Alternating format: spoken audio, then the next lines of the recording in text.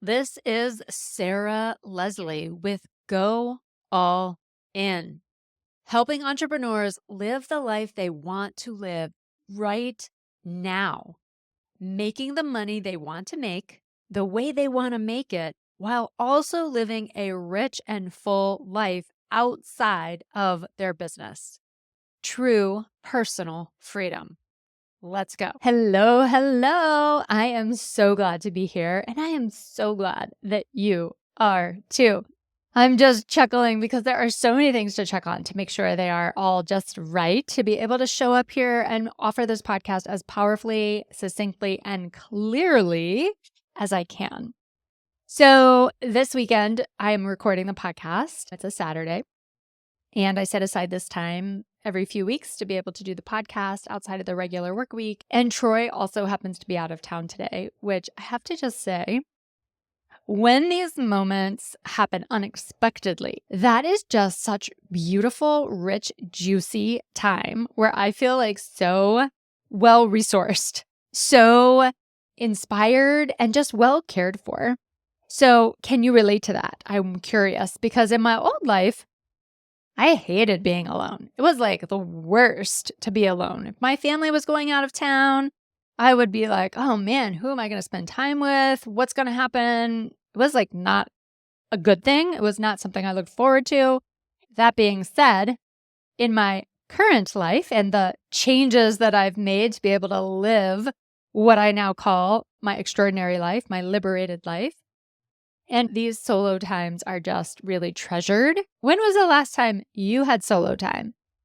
I think it's something to really consider when you're on this quest that you're on to going all in, living full out, and truly appreciating living a liberated and deeply connected life. Let's jump into our topic today. Fuel your vision with desire instead of shoulds and have tos. Hello, yes, please, and more of that. This is like such a beautiful topic, and there are so many parts to it. I've narrowed it down to just the top 3 highlights I'm going to give for you today, and it's something I'm going to talk about a little bit more in depth over the next couple of weeks in order to live a deeply fulfilled and connected life in every area of your life for a sustainable period of time, like over your lifetime. You're literally required, I believe it's required to be able to shift your focus from what you should and have to what you desire. Shifting your vision to what you desire to be doing and how you desire to live, right? Because if you want to live the deeply fulfilled lifestyle right now, it's available. That's what we're here for. I'm going to be covering how most people's personal visions are actually quite limited because they're full of those shoulds and have tos. I'm going to show you how to let go of the shoulds and have tos, the easiest, simplest way to let go of those shoulds and have tos, because ultimately, in the long run, they will kill you. And lastly, how to prioritize desire so that you can have the best health, live in the most financially abundant place, and be deeply connected in your relationships and allow yourself to have the passions and interests and adventures that your heart craves, as well as give you some super specific examples of literally how you can start implementing this today. Okay, so big picture, literally understanding that it's required to shift your vision to be rooted in desire and root out all of those shoulds and have tos, because here's the thing. When you look around at deeply, very successful people, there are so many people who are actually really not satisfied with their life. They're not having great health, great abundance, giving themselves permission to just literally go out and buy something that they would want and enjoy it. If we just broke it down to that simple, right? And also, their health is suffering. They're feeling pushed or crunched for time. Their schedule's over busy. They're feeling overwhelmed to some degree. And also, they're feeling like this thing that we're talking about of living an extraordinary life, an amazing life, it feels off in the future, regardless of what their life looks like right now. Like their life could look so amazing from the outside, and internally, they're feeling like their ultimate best life, their liberated life, is way off in the future. So you don't want that. And the way to not get stuck in that zone is to learn how to remove the shoulds and the have tos from your life where your vision is deeply rooted in your desire. Okay, so just looking at our first, the first point I want to really get across here is most people write out their vision, their goals, their even to-do list from a place of this is what makes sense.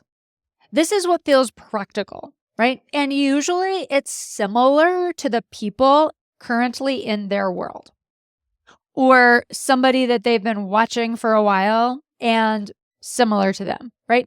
In other words, they're writing out their goals and their vision for what they want their life to look based on someone else's idea of what that should look like, what that could look like, right? And also what makes sense, what feels practical, what feels doable, what they can see as actually happening up ahead of them. Versus dreaming really, really big and accessing this deeper place within you, in the internal world of you, and allowing that vision to come forth. Okay, that is the road less traveled and the path to the most freedom. So, the main reason that we do this is simply because it's what we have learned to do. It's what we have understood to be the thing that we're meant to do, the thing that we should do. And what happens is we then see ourselves living a life full of things that you should do, things that you have to do, which ultimately leads you to a future that resembles that same energy, right? So, where this is true at whatever stage of the game of life that you're in, whether you're in your 20s, your 30s, your 40s, or retired, your life will hold the same energy of living this version of life that's full of have tos and shoulds. So again, even when you're retired and you don't have to go to work, the energy of your life will still consist of have tos and shoulds because that's how you're oriented. I know a lot of people that I've talked to over the years that are in retirement who don't really know what they want to be doing, don't have an inspiring vision, aren't doing inspiring things because they're used to living this other smaller version of life, again, full of have tos and shoulds. Okay, I want to just use my own example, right? I was very successful in my career, 20 years as a therapist, a psychotherapist, working at 2 or 3 different institutions, each time a little bit better of a job, ending up my 20-year career as a clinical director at a treatment center of a 150-bed facility where I was overseeing my own team of therapists and indirectly probably about 50 staff members. And I had a great life from the outside. If you were just looking at it on paper, you'd be like, whoa, this person is doing great. And yet, internally, and the truth is, I had a lot of tension inside of my body, inside of my comings and goings in my day-to-day life. I was not taking the vacations I really wanted to be taking. I did not have a ton of free time. I felt a constant low-level anxiety and a very quiet, undetectable level of resentment was always there, right? Like, why do I have to be working so many long hours? Why am I sleeping with my cell phone? Why am I staying, for instance, very late at the treatment center on a Friday night? Why am I going in on Saturday? All of these things, right? Which of course, my health suffered, right? I had various different health problems from sitting too much some of the time that I was there. Other times, health problems from feeling so stressed and tense, right? My shoulders and my neck constantly feeling the brunt of my current state of being, the result of my stress. The relationships that I had in general were not as fulfilling as I desired them to be, right? I'm a person that loves deeply connected relationships, great conversations, stimulating, challenging, provocative. And that was limited.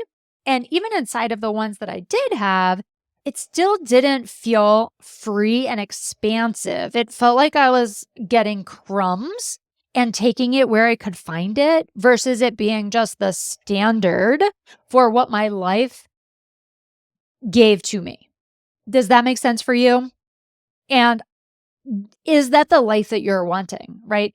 Where you have those things that you want, like those creative and fun relationships where you feel deeply connected? And can you relate to those feelings of low level anxiety and undetected resentment and tension?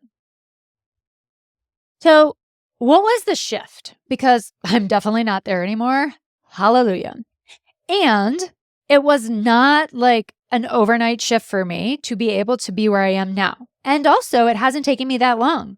I mean, I would have said sort of that period where I went from one to the other was relatively short to the amount of time where I lived in the first part of my life, which was over 20 years.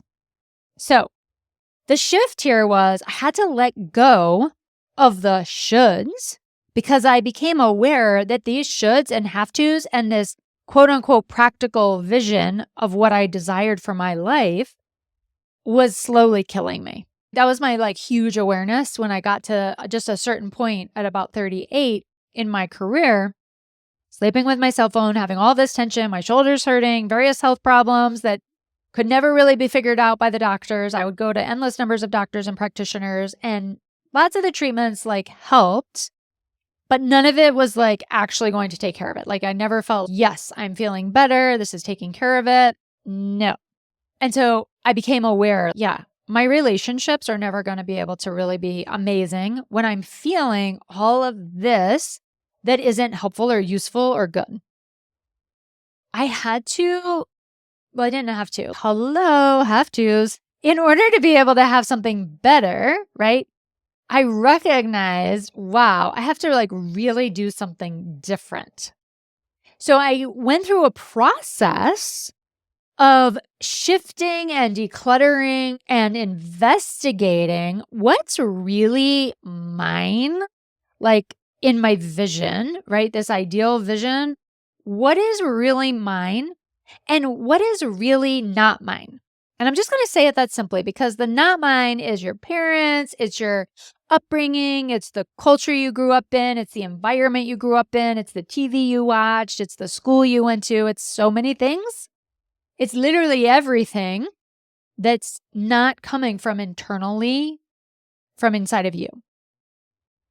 So I had to go through this process of auditing my life and auditing my vision and auditing my thoughts, right? And really looking for, when am I leaning in with I should, or I have to, or I feel like this is what makes sense, or this feels practical or realistic, right? So just some examples.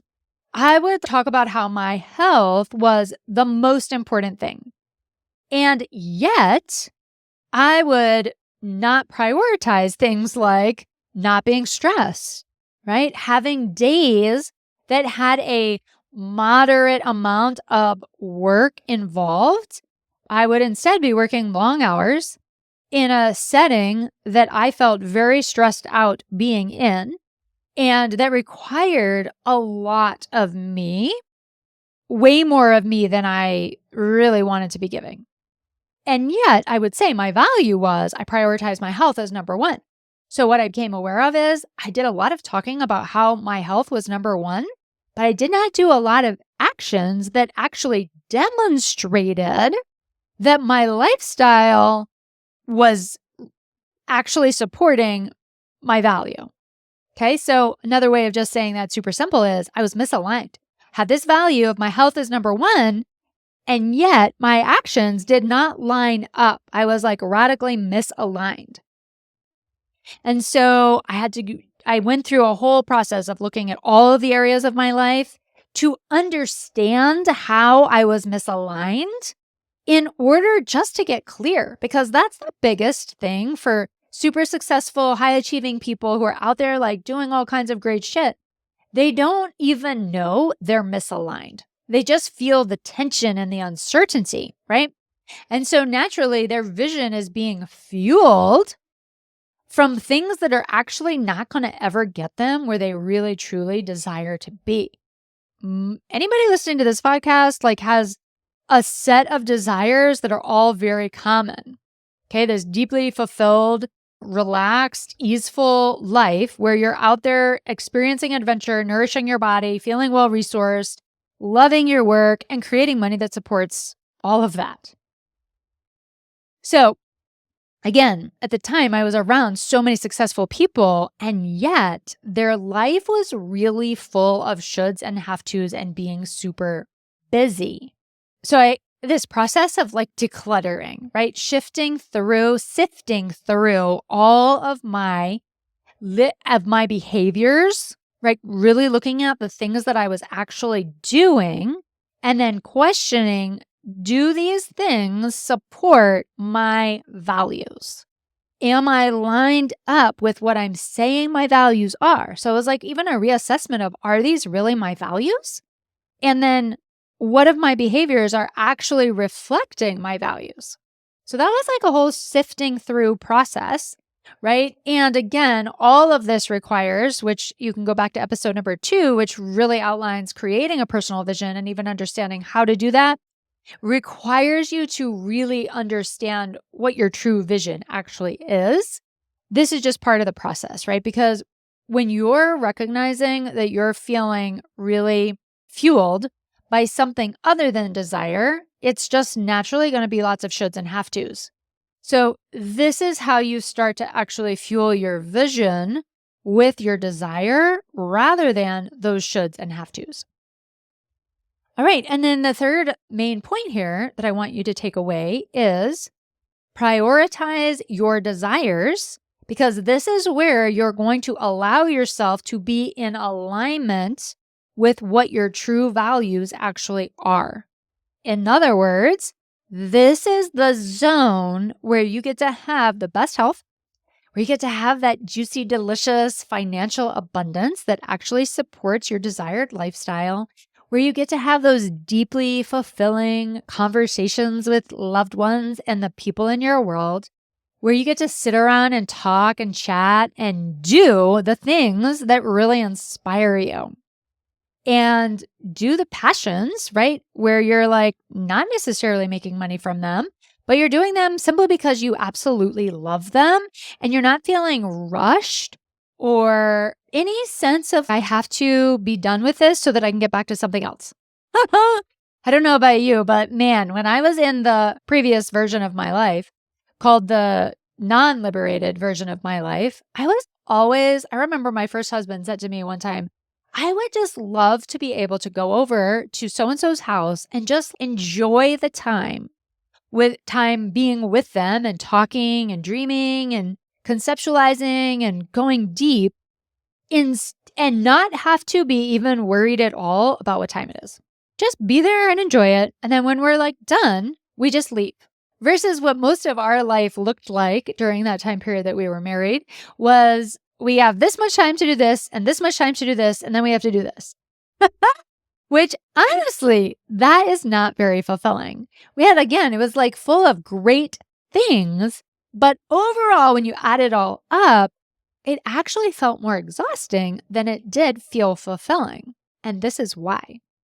So when you shift your priority, when you actually allow your life to be fueled by what you desire, then you actually get to start feeling fulfilled. You also allow yourself to start feeling aligned with your true values. So when you say that your health, for instance, like with my story, when you say that your health is number one, this is where you actually start to have actions that line up with your value. So that when you look at your calendar and you see all the things that you've been involved with for, let's just say, the last week or even the last month, you're like, whoa, there are lots of things on my calendar here that support my value of my health being my number one priority. Okay. Now, and I'll just caveat to say I have probably a handful of number one priorities. And my health is in my top 5.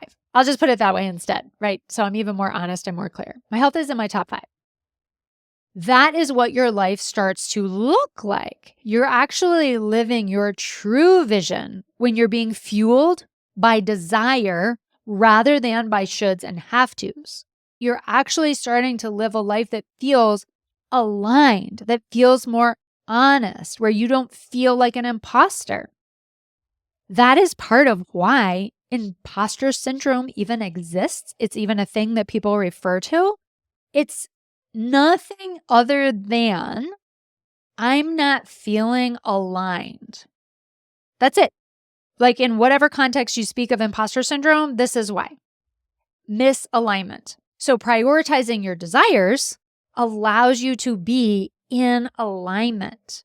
The last example I'll give you here for prioritizing desire that I hear the most often from people I work with and definitely on sales calls, people inevitably, everybody that I meet with inevitably says one of the things their heart desires in their ideal vision of what they want their life to be like, what they know their life is meant to be like, is I want to spend more time seeing the world.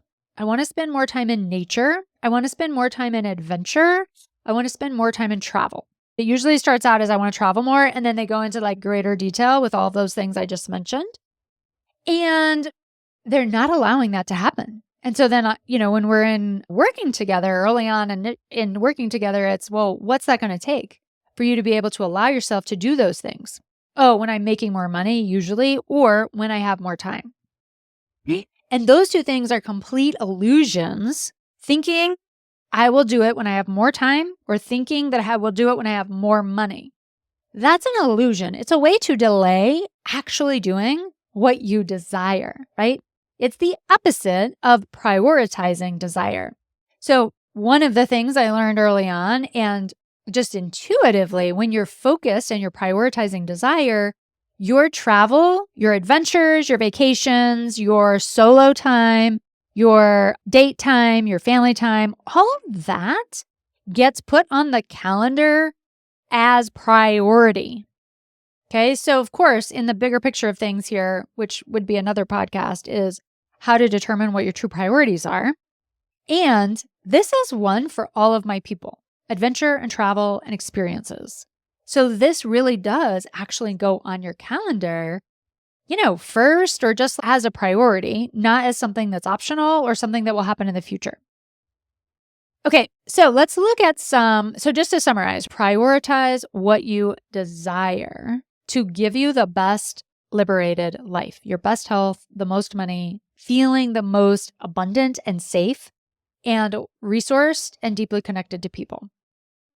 So 2 ways you can literally start doing this today, if you wanted to, is depending on where you're at in your journey, right? Like I said, go back and listen to episode number 2 and just start from the beginning if you haven't listened to them, because they all connect and give you just deeper micro transformations and understanding of all these things.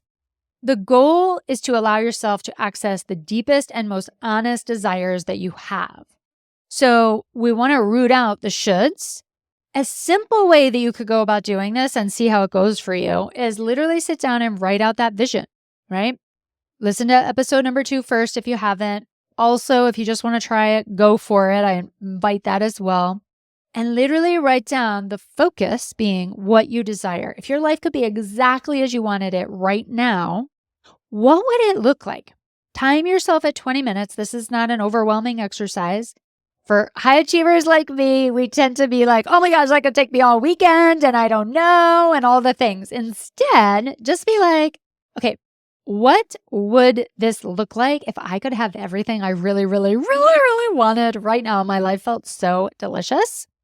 Give yourself a time limit of 20 minutes.